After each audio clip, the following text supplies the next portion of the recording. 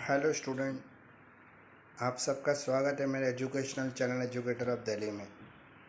जैसा आपको पता है कि माँ शकुम्भरी यूनिवर्सिटी सहारनपुर के जो एग्ज़ाम है वो नेक्स्ट मंथ सितंबर में जो स्टार्ट होने वाले हैं, और उसी के लिए इम्पोर्टेंट क्वेश्चन की सीरीज़ जो हम चला रहे हैं, उसी सीरीज़ में आज जो वीडियो मैं आपके बीच में लेके आया हूँ वो है पॉलिटिकल साइंस का। तो पॉलिटिकल साइंस जो है हमारा सेकेंड सेमेस्टर के लिए वीडियो है। तो आइए शुरू करते हैं आज की वीडियो को। एजुकेटर ऑफ दिल्ली में आपका सबका स्वागत है। मेरा नाम मुकेश किरार है। तो ये जो हमारा एजुकेटर ऑफ दिल्ली का लोगो है जो आप स्क्रीन पर देख पा रहे हैं, तो एजुकेटर ऑफ दिल्ली के साथ जुड़ने के लिए आप सबका धन्यवाद और बहुत शुक्रिया। एजुकेटर ऑफ दिल्ली जो है वो आपको ऑनलाइन एजुकेशन भी प्रोवाइड करता है। आप ऑनलाइन ट्यूशन्स ले सकते हैं। BLLB के सभी सेमेस्टर की जो क्लासेस हैं वो चालू हैं। नए रजिस्ट्रेशन अभी स्टार्ट हो चुके हैं, और नई जो क्लासेस हैं, जो नई सेमेस्टर की क्लासेस स्टार्ट होने वाली है वो नेक्स्ट मंथ सितंबर फर्स्ट वीक से स्टार्ट होने वाली हैं।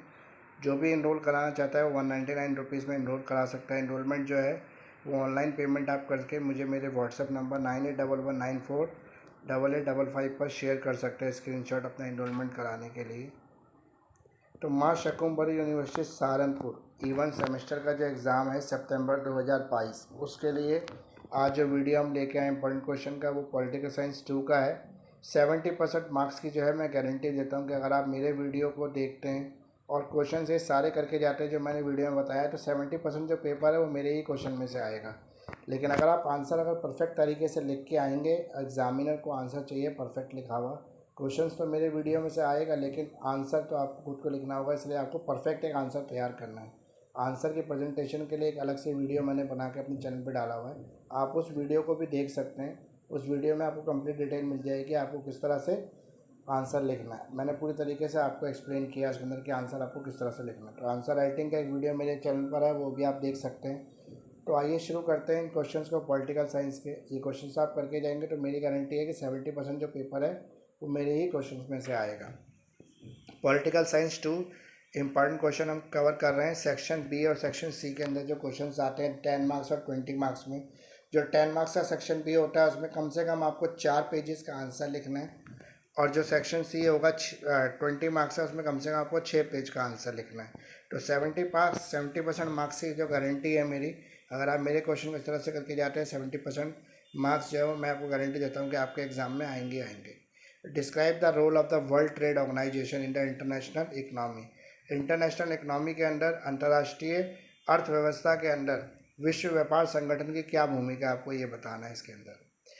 Define the international relation and also to discuss the factor responsible for the changing pattern of the contemporary international relation। अंतर्राष्ट्रीय संबंधों की परिभाषा दीजिए, वर्तमान में अंतर्राष्ट्रीय संबंधों के बदलते स्वरूपों के कारण की विवेचना कीजिए।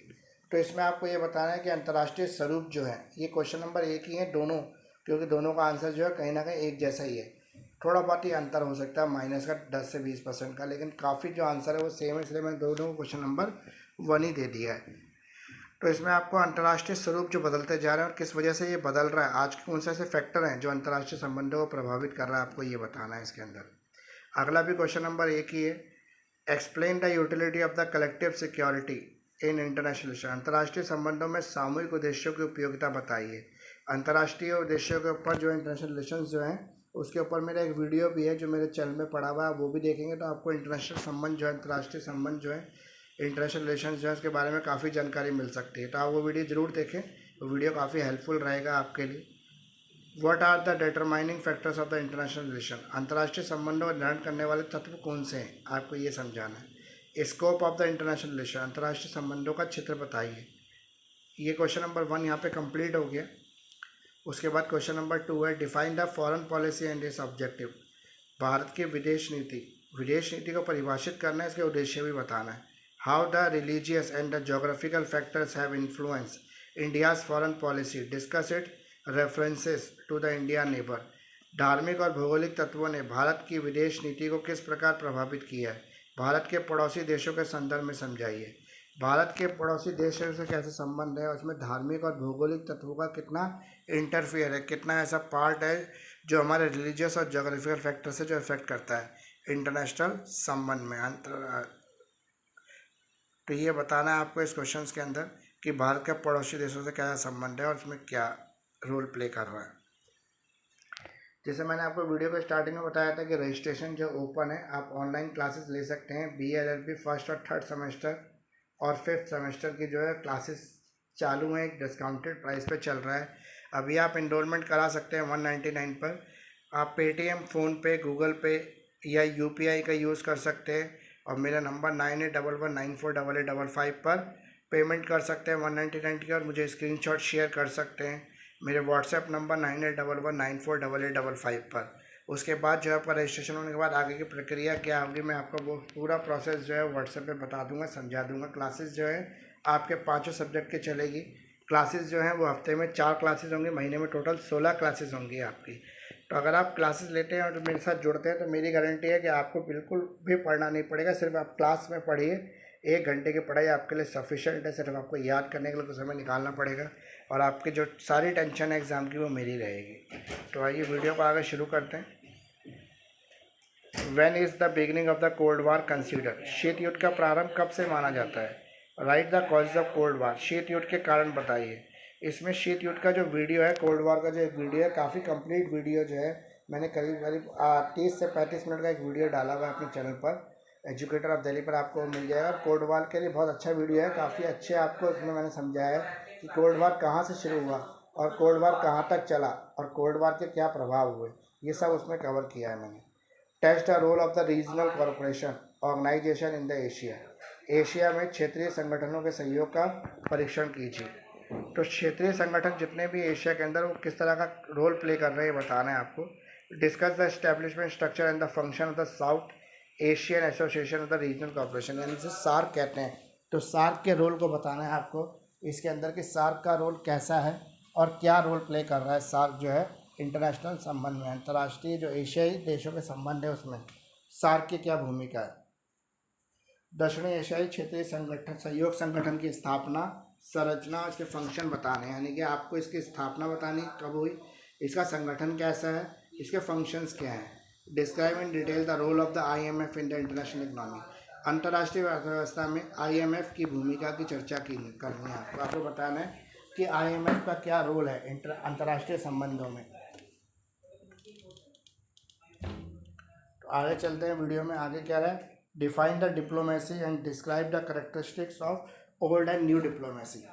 तो कूटनीति को परिभाषित करना है आपको, पुरानी और नई कूटनीति में क्या संबंध है, क्या अंतर्भेद है, ये बताना है आपको। डिप्लोमेसी पर भी एक वीडियो मैंने अपने चैनल पर बना कर डाला हुआ है, 2 वीडियो है डिप्लोमेसी पे, आप वो आप देख सकते हैं, आपको काफ़ी हेल्प मिलेगी डिप्लोमेसी के वीडियो से।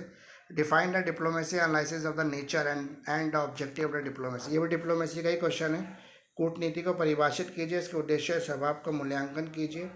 Analyse the content of the national interest and discuss the importance of the national interest in determining relations between the Nations. राष्ट्रीय हित की अवधारणा की विवेचना कीजिए। राष्ट्रों के संबंधों के बीच राष्ट्रीय हित की अवधारणा की भूमिका को समझाइए।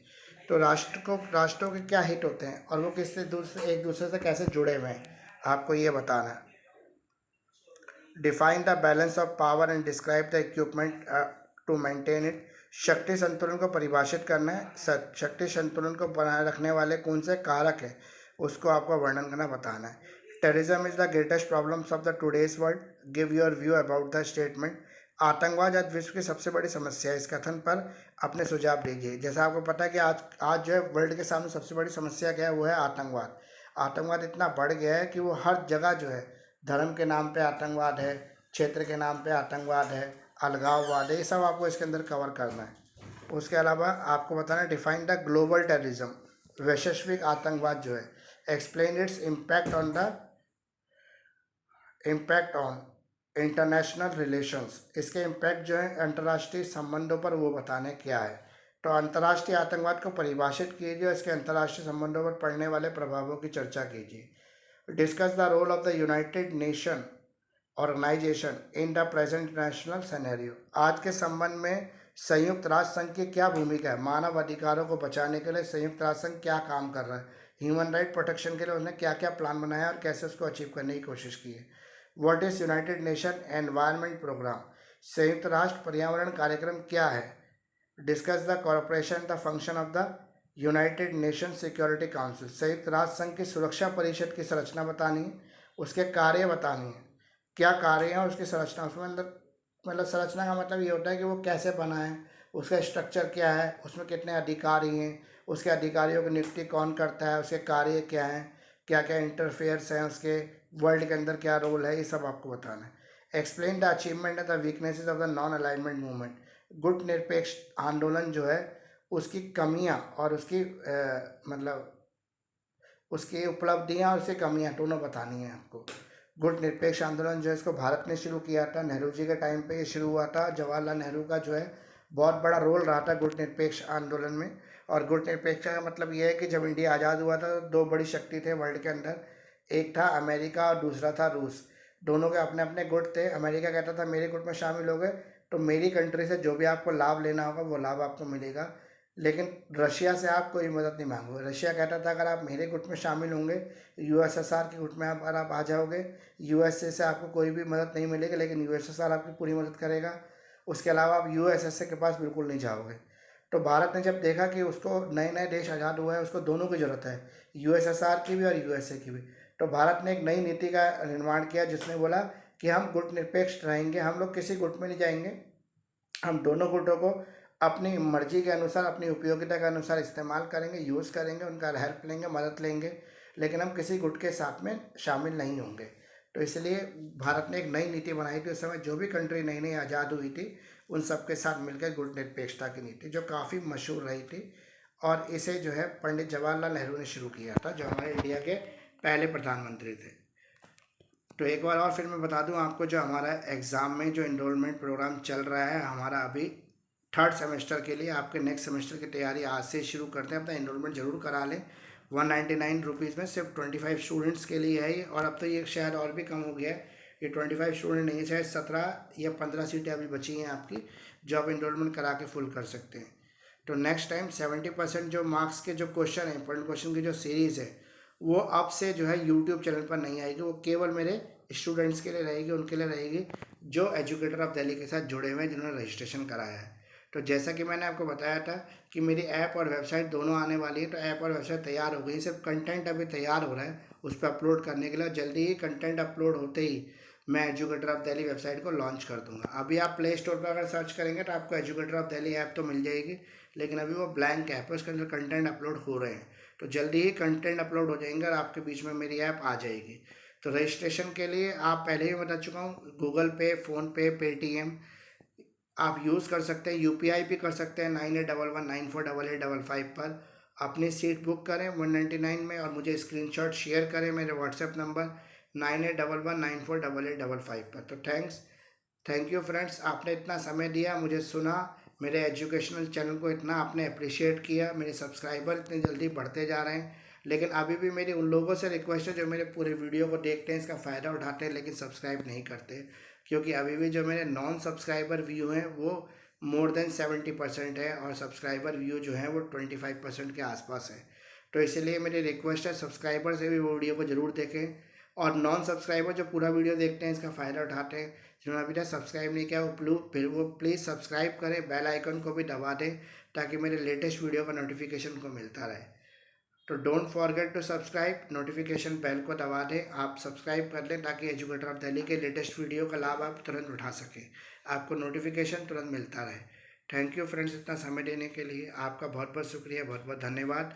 कमेंट करके बताएं कि आपको वीडियो से कितना लाभ हो रहा है, आपके एग्ज़ाम में कितना परसेंट एग्जामिनेशन जो पेपर है वो आ रहा है, ताकि और स्टूडेंट्स को भी पता लगे कमेंट देखकर कि एजुकेटर ऑफ दिल्ली का जो वादा है 70% का वो कितना सही है। तो थैंक यू फ्रेंड्स, आप समय देने के लिए आप सबका बहुत बहुत शुक्रिया, बहुत बहुत धन्यवाद।